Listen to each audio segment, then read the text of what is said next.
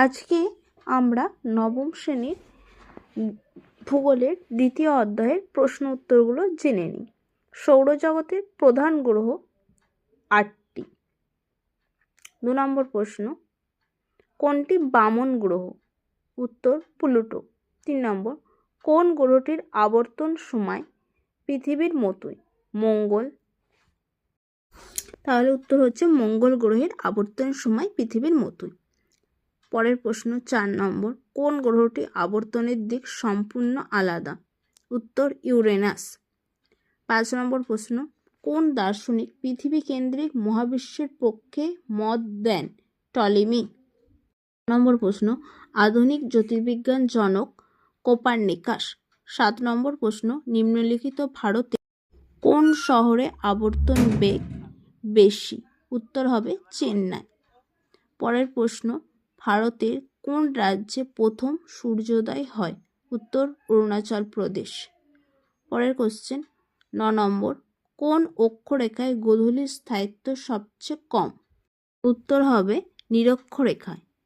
10 নম্বর প্রশ্ন, ছায়াবৃত্তের কেন্দ্রে কোণের পরিমাপ? উত্তর 360 ডিগ্রি। 11 নম্বর প্রশ্ন, পৃথিবীতে জোয়ার ভাটার মূল কারণ? উত্তর চাঁদের আকর্ষণ। পরের প্রশ্ন 12 নং, পৃথিবীর মেরুরেখা উল্লম্ব রেখার সঙ্গে কত ডিগ্রি কোণ করে রয়েছে? উত্তর হবে 23.5 ডিগ্রি। 13 নম্বর প্রশ্ন, পৃথিবীর পরিক্রমণ পথটির আকৃতি কেমন? উত্তর হবে উপবৃত্তাকার। 14 নম্বর প্রশ্ন, নিম্নলিখিত কোন বছরটি অধিবর্ষ নয়? 2100। উত্তর। পরের প্রশ্ন 15 নম্বর, অপসূর অবস্থান হয় কোন তারিখে? উত্তর 4ই জুলাই। 16 নম্বর প্রশ্ন, মহাবিষুব হয় 21শে মার্চ। 17 নম্বর প্রশ্ন, মকর সংক্রান্তিতে নিরক্ষরেখায় সূর্যরশ্মির সর্বাধিক পতন কোণ? উত্তর 66.5 ডিগ্রি। 18 নম্বর প্রশ্ন, মকর সংক্রান্তি কোন তারিখে হয়? 22শে ডিসেম্বর। 19 নম্বর, পৃথিবীর মেরুরেখা কক্ষতলের সঙ্গে কত ডিগ্রি কোণে রয়েছে? 66.5 ডিগ্রি। পরের প্রশ্ন 20 নং, কোন দেশটিতে গেলে মেরুপ্রবাহ দেখা যাবে? উত্তর নরওয়ে। 21, ভারতের কোন রাজ্যে শেষে সূর্যাস্ত হয়? উত্তর গুজরাট। আমরা ঠিক ফুলগুলো বা শুদ্ধ অশুদ্ধগুলো দেখে নিই। বর্তমানে প্লুটো একটি প্রধান গ্রহ। ফুল, পৃথিবী এবং মঙ্গল গ্রহের আবর্তন সময় এক। ঠিক। 3 নম্বর, নিরক্ষরেখা থেকে উত্তরে আবর্তন বেগ ক্রমশ কমে। ঠিক।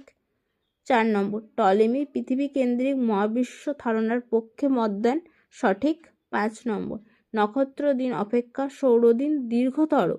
ফুল না, এটা 5 নম্বরেরটা সঠিক হবে। নক্ষত্র দিন অপেক্ষা সৌরদিন দীর্ঘতর।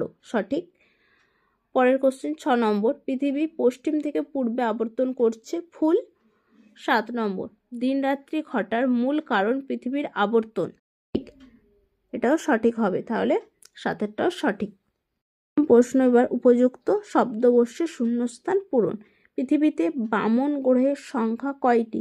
বামন গ্রহ 5টি। প্রধান গ্রহগুলির মধ্যে পরিক্রমণ বেগ সবচেয়ে কম কোন গ্রহের? উত্তর হবে নেপচুন। ড্যাশ গ্রহের 1 বছরের থেকে 1 দিনের সময় বেশি? উত্তর শুক্র। পরের প্রশ্ন 4 নম্বর, একমাত্র ড্যাশ গ্রহের আবর্তন দক্ষিণ থেকে উত্তর দিকে? উত্তর হবে ইউরেনাস। 5 নম্বর, বায়ু ও সমুদ্র স্রোতের দিক বিক্ষেপের প্রধান বা মূল কারণ হলো কোরিওলিস বল। আর আমরা ম্যাচিং স্তম্ভ মেলাওটা দেখে নিই। 21শে মার্চ উত্তর হবে মহাবিষুব। 22শে ডিসেম্বর মকর সংক্রান্তি। 21শে জুন কর্কট সংক্রান্তি। 23শে সেপ্টেম্বর জলবিষুব। 4ই জুলাই অপসূর। 3ই জানুয়ারি অনুসূর। আর আমরা এক কথায় উত্তরগুলো দেখে নিই।